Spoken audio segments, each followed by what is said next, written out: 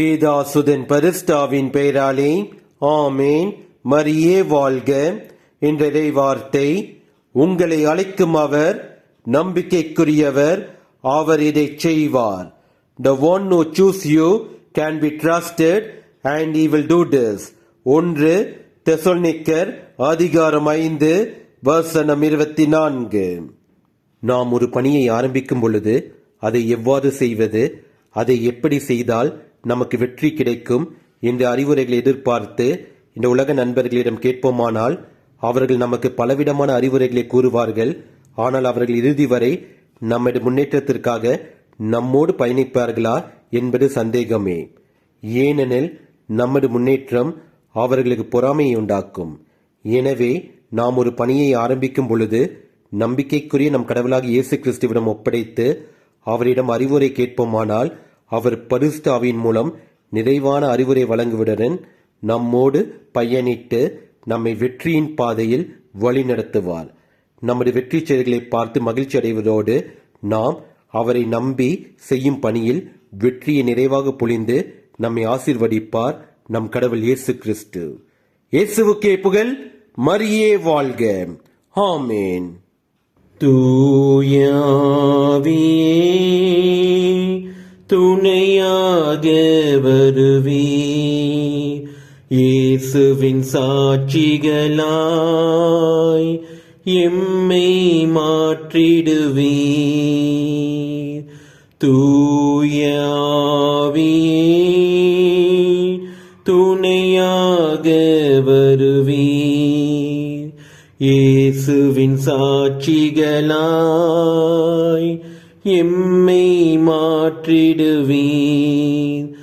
மனதின் தீமைகளை மன்னிக்க வருவீர், மனதின் கீறல்களை மாற்றிட வருவீர். மனதின் தீமைகளை மன்னிக்க வருவீர், மனதின் கீறல்களை மாற்றிட வருவீர். தூயாவியே துணையாக வருவீர், இயேசுவின் சாட்சிகளாய் எம்மை மாற்றிடுவீர்.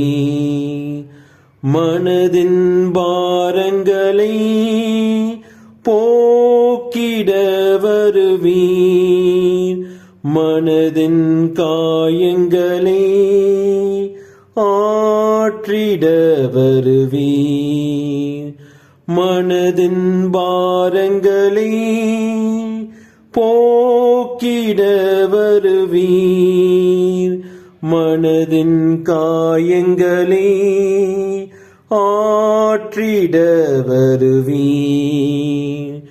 தூயாவியே துணையாக வருவீர், இயேசுவின் சாட்சிகளாய் எம்மை மாற்றிடுவீர்.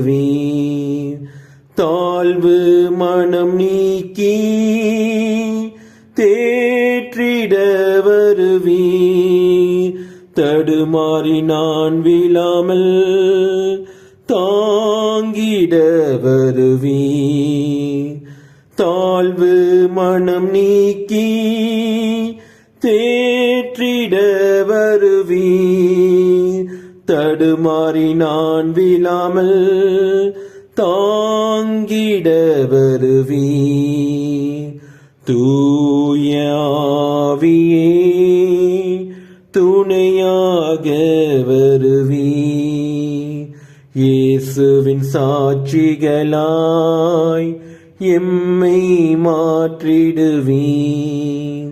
தூயாவியே